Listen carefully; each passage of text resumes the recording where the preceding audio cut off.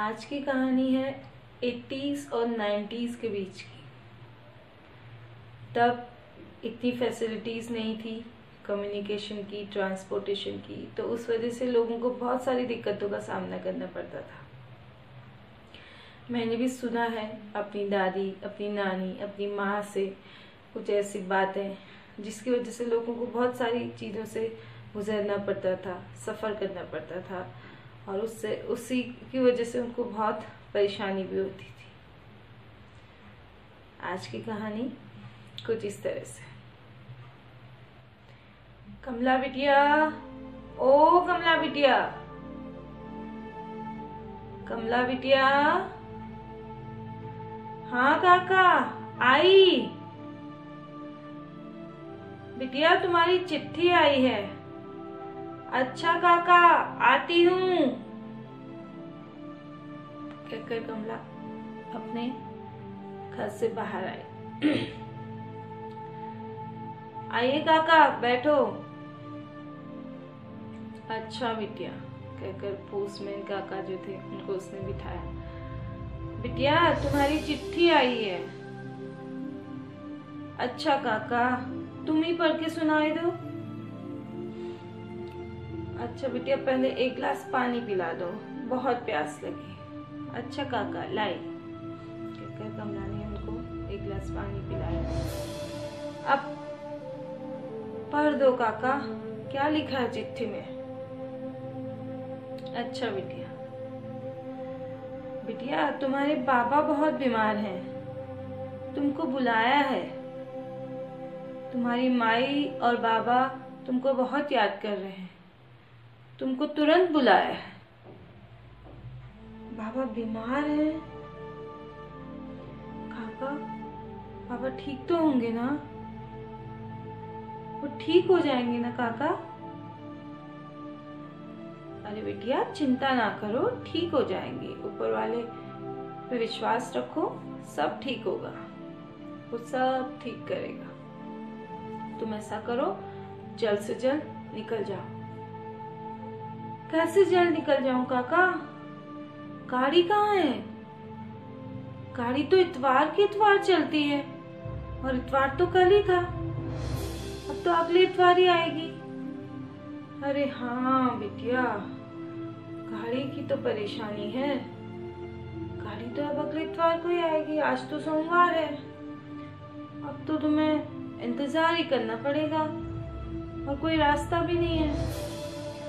हाँ काका, लेकिन काका पापा ठीक हो जाएंगे ना? बेटिया चिंता ना करो, सब ठीक होगा। ऊपर वाले पे विश्वास रखो, सब ठीक करेगा ऊपर वाला। अच्छा बिटिया, मैं चलता हूँ, और घर भी जाना है और सूरज ढलने को है। अच्छा काका, ठीक है। कमला बस पत्थर बनी खड़ी रही और सोचती रही, जाने किन ख्यालों में खोती रही, और उसके आंख से बिल्कुल आंसू बहते रहे।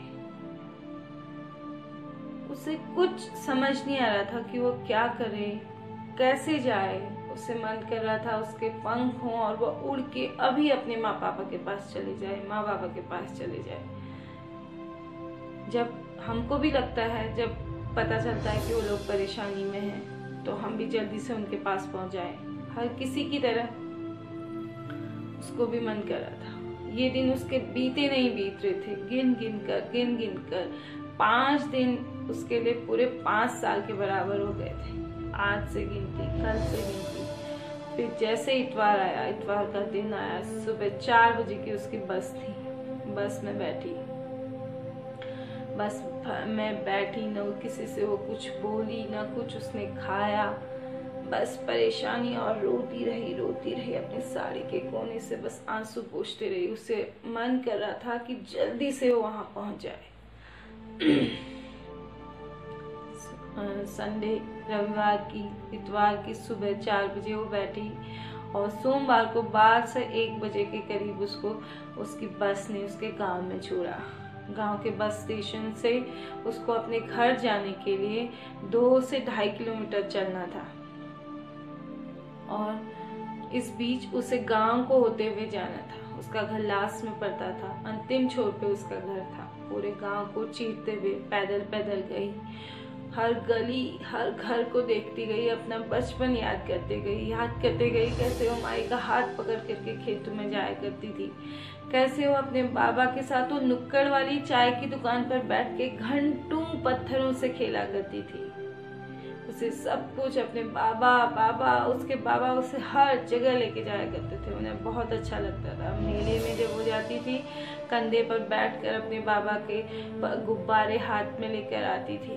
वो उसे सब कुछ याद आ रहा था।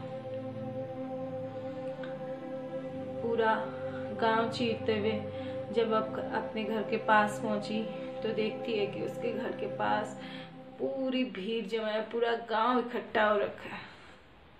उसे समझ नहीं आया कि क्या हो रहा है। भीड़ को चीरते हुए अंदर गई, सबने उसको रास्ता दिया तो देखती है दूर बिस्तर पे उसके बाबा पड़े हैं और उसकी माई रो रही है।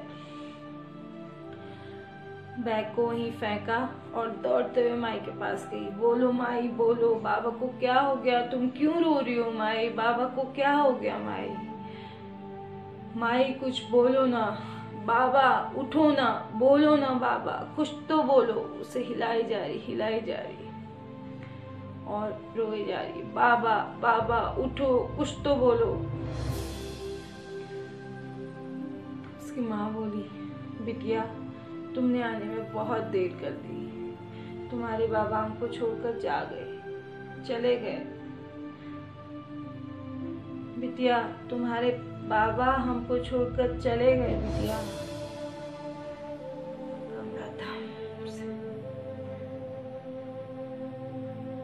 बैठ गई धम से, जैसे कि वो सब कुछ खो बैठी, होश में ही न रही। साड़ी का कोना मुंह में दबाए रोती रही, सोचती रही कि काश जो चिट्ठी उसे सोमवार को मिली थी वो इस शनिवार को मिल जाती तो इतवार की बस में बैठ के वो आ जाती। काश एक दो दिन पहले उसे सब कुछ सूचना मिल गई होती। काश उसके ससुराल और मायके की दूरी इतनी दूर नहीं होती, उसे इतना समय नहीं लगता। वो अपनी बीमारी में अपने बाबा के पास आ पाती, उनकी सेवा कर पाती, वो उनसे कुछ बोल पाती, वो उससे कुछ बोल पाते, उनको देख पाती, लेकिन वो ऐसा नहीं कर पाई। अभी भी उसको बहुत अफसोस होता है जब जब सोचती है। हम शायद इस बात से उतना रिलेट ना कर पाए क्योंकि आजकल की जितनी फैसिलिटीज हैं उस हिसाब से हमें ये बातें अलग सी लगती हैं, लेकिन ये सच है। उस टाइम पे लोगों को बहुत सारी समस्याओं का सामना करना पड़ता था, बहुत सारी दिक्कतें, पैदल रास्ता तय करना होता था, गाड़ियों की सुविधा नहीं थी, इतनी फोन की फैसिलिटीज नहीं थी। आजकल जैसे हर क्षण हर पल की हमें खबर मिलती, तब ऐसा नहीं था। बस एक चिट्ठी एक ऐसा माध्यम थी जिससे संदेशा इधर उधर जाता था और उसको पहुंचने में इतना टाइम लग जाता था, 10 से 15 दिन पहुंचने में लगते थे।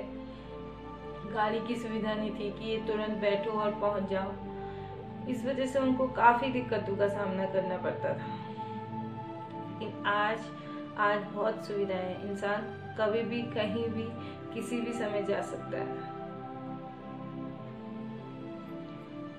तो दोस्तों ये थी मेरी आज की कहानी। उम्मीद करती हूँ आपको अच्छी लगी होगी, आपको पसंद आई होगी।